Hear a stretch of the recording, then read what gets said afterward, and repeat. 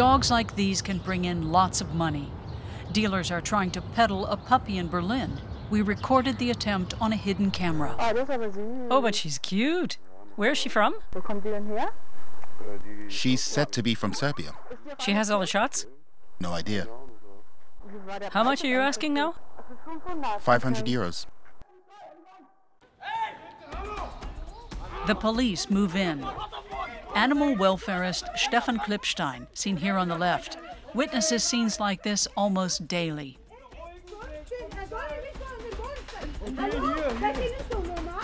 He finds suspicious ads on the internet and alerts the police.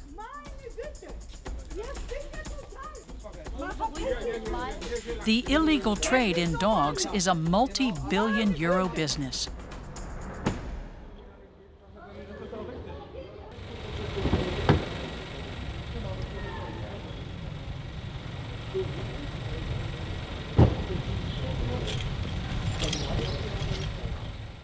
Stefan Klippstein is an expert in the dog trade. He came across this little Maltese on the internet and informed the police.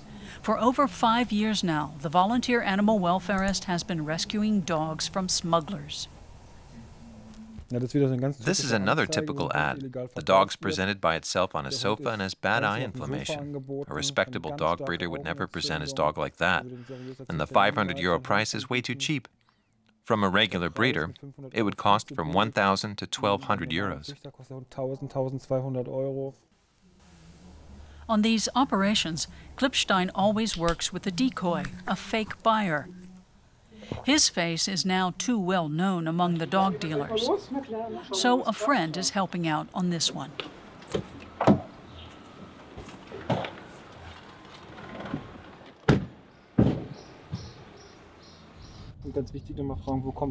Very important, ask if the dog really comes from Serbia. You've seen it before. You've already done this many times.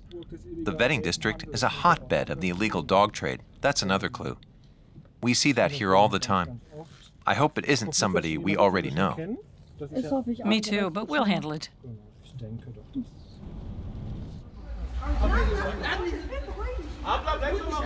Stefan's hunch was right. The buyers turn out to be illegal dog dealers with long records. They're placed under arrest.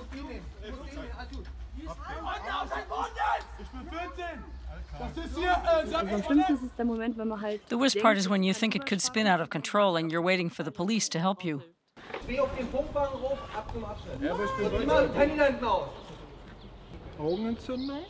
He's got a bad eye infection, and the ears are totally sore. They washed him today, didn't they? Yes, they did. He smells like dog shampoo.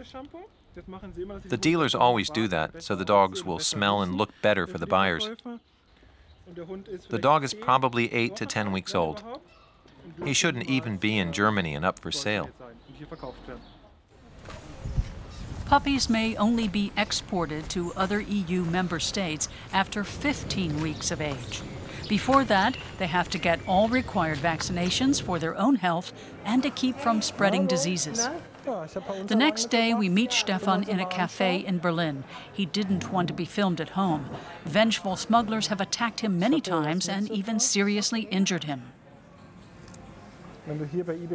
If you look through eBay classifieds, you'll find over 16,000 ads for dogs for sale. And that's just on eBay. Just on eBay. There are various other sites that also advertise pets for sale. And if you include all of Europe? Millions of dogs are sold every year. The profit margin is very wide because the dogs can be bought in Eastern Europe very cheap and then sold for 3 to 4 times as much here. And I'd say 8 out of 10 ads on eBay classifieds are from disreputable dealers trading in dogs illegally.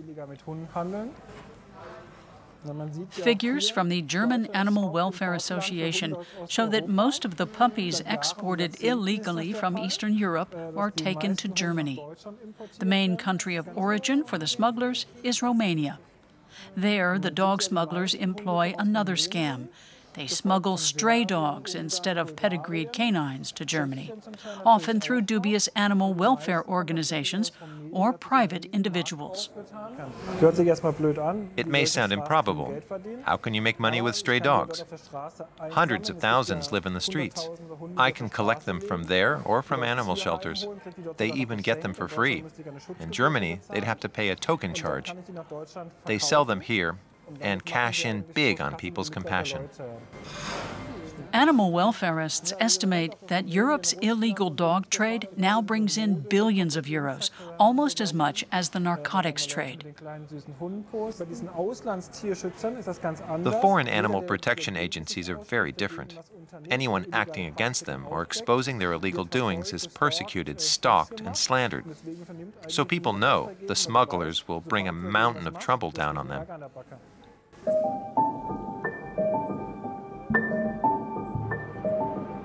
Romania. Here, stray dogs are a major problem.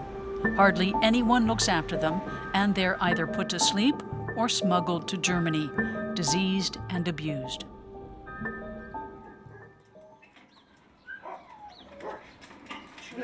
Marius Kirka takes on the smugglers at the opposite end of the criminal network. He files complaints and lobbies to have the laws changed.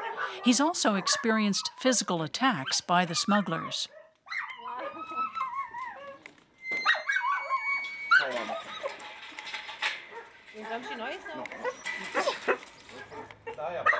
Over time, he became ever more involved in the work, eventually quitting his job and opening an animal shelter for the rescued dogs. He takes the badly injured ones home to care for them personally.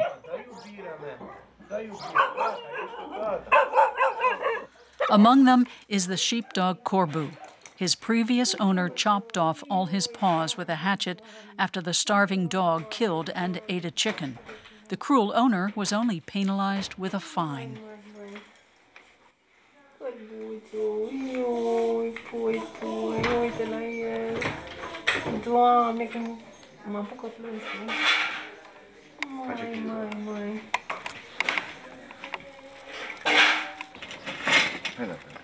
Smugglers tossed Kosti into a garbage can when animal welfarists exposed them.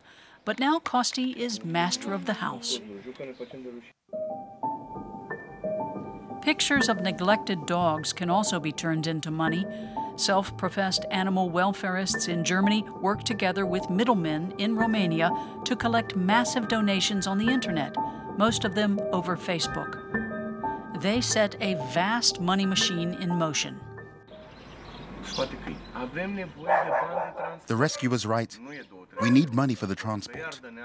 And the Germans, Italians, and English start forking it over. Pretty soon, the smugglers get a few thousand euros together. They transport the dogs to a shelter where they start the search for more sponsors. The same ones who've already donated send even more money. Then comes the next stage. Money allegedly needed for vaccinations, passes, and so on.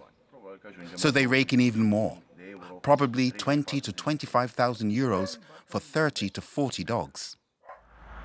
That's quite a sum, and a business that both police and independent observers are acquainted with.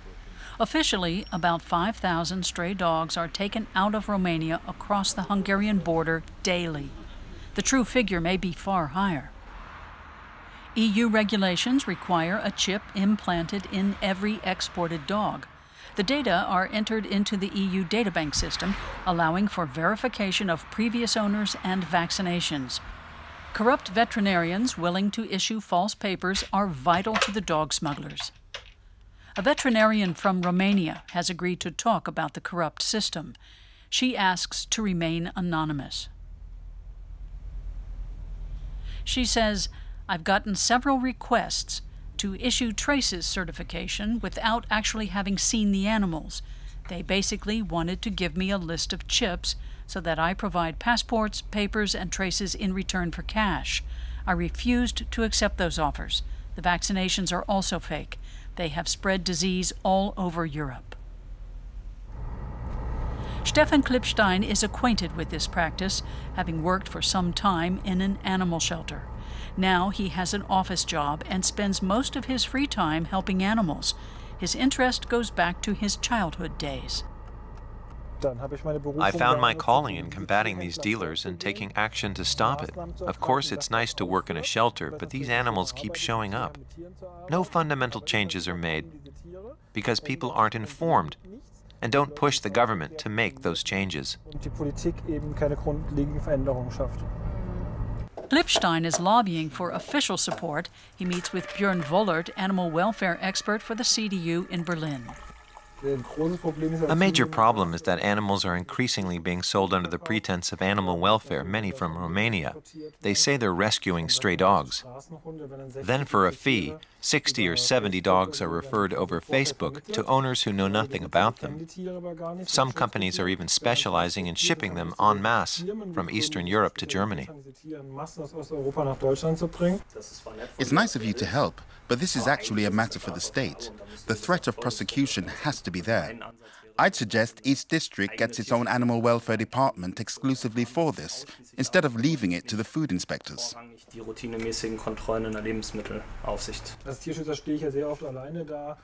As an animal welfarist, I often have to call the police myself, research and document cases.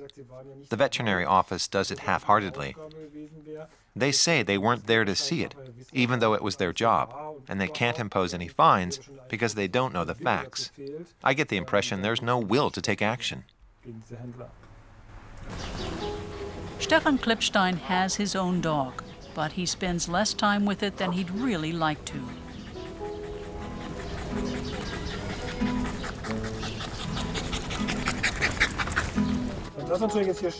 It's good to see a happy dog in a nice home, but I know that millions of dogs live in the streets or in pens. Half-dead puppies are sold over eBay, and if they don't sell, they land in the garbage can. That outrages and frustrates me that this animal trade on the internet still hasn't been prohibited.